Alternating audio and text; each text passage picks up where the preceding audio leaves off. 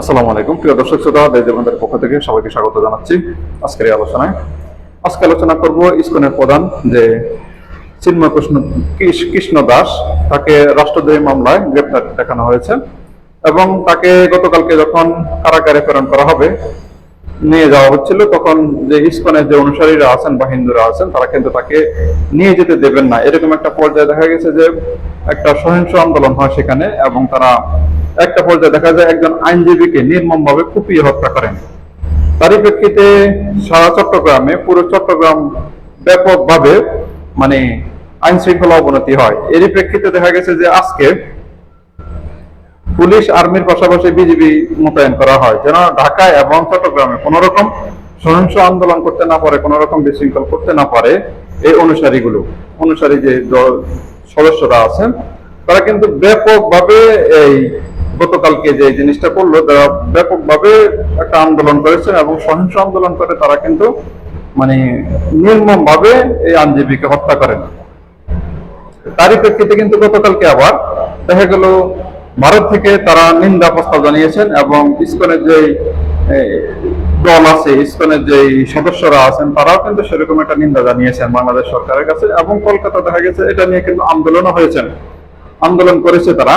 But এরই প্রেক্ষিতে আরেকটা জিনিস বলবো যে এখন বর্তমানে বাংলাদেশে বিশেষ করে ঢাকা এবং চট্টগ্রামে আইন শৃঙ্খলা অবনতি হতে পারে বলে বিশেষ নজরদারি রাখা হচ্ছে, এবং বিশেষভাবে এই ঢাকা এবং চট্টগ্রামে আর্মি, পুলিশ এবং বিজিবিকে মোতায়েন করা হয়েছে, যেন কোনোভাবে বাংলাদেশের মধ্যে বা ঢাকা চট্টগ্রামের মধ্যে বিশেষ করে চট্টগ্রামকে যেন অস্থিতিশীল করতে না পারে ইসকনকে কেন্দ্র করে। যেহেতু তার বিরুদ্ধে রাষ্ট্রদ্রোহী মামলা হয়েছে এবং সুনির্দিষ্ট কারণ দেখে তাকে গ্রেপ্তার করা হয়েছে, এবং সেই মামলা তার আইনের গতিতে চলবে। সেখানে সেই ইসকনের প্রধান বা অন্য কোনো সংগঠনের প্রধান তা কিন্তু দেখা হচ্ছে না।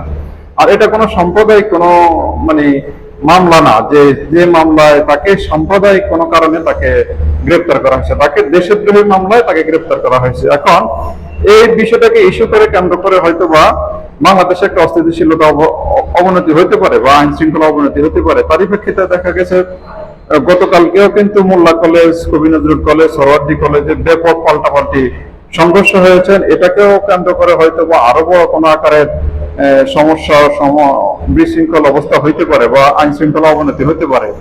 আরেকটা জিনিস ছিল যেটা হলো যে কিছু একটা সংগঠন যেটা তাদের একটা দাবি নিয়ে এসেছিল, তাদেরকে মানে বিনা জামানতে লোন দিতে হবে, এটা নিয়ে একটা সমাবেশ করতে চেয়েছিল ঢাকার মধ্যে এসে। এই যে কিছু কিছু সংগঠন, কিছু কিছু লোক এসে এই যে এরকম একটা এলোমেলো বিশৃঙ্খল অবস্থা করতে চেয়েছেন, এগুলোকে সরকার দেখতেছেন একটা সুনির্দিষ্ট পরিকল্পনা করে একটা নৈরাজ্য সৃষ্টি করতে চাচ্ছেন বাংলাদেশে। আজকে সকালে একটা ভিডিও কিন্তু আমি করেছি এই বিষয়টাকে নিয়ে কেন্দ্র করে।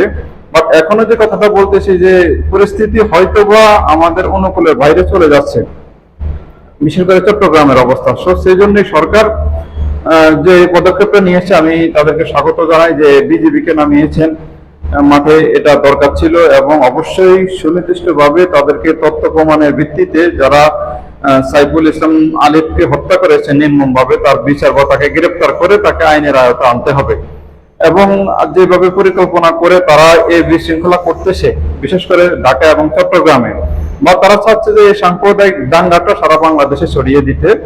সো সেগুলোর দিকে অবশ্যই খেয়াল রাখতে এবং কঠোরভাবে তাদেরকে নিয়ন্ত্রণ করতে হবে। সামনের দিনগুলো আরো খারাপ হইতে পারে বা সামনের পরিস্থিতি আরো নিয়ন্ত্রণের বাইরে চলে যাওয়ার একটা পরিস্থিতি দেখা যাচ্ছে। সো সেই জন্য সরকারকে কেয়ারফুল থাকতে হবে, জনসাধারণকে কেয়ারফুল থাকতে হবে, সাবধান থাকতে হবে, অহেতুক কোনো সংগঠনের সাথে, কোনো আন্দোলনের সাথে জড়িত হয়ে রাস্তায় যেন না নামে। সবাইকে সেদিকটা খেয়াল রাখতে হবে এবং সরকারকে সহযোগিতা করতে হবে। সো সবাই ভালো থাকবেন, আল্লাহ হাফেজ।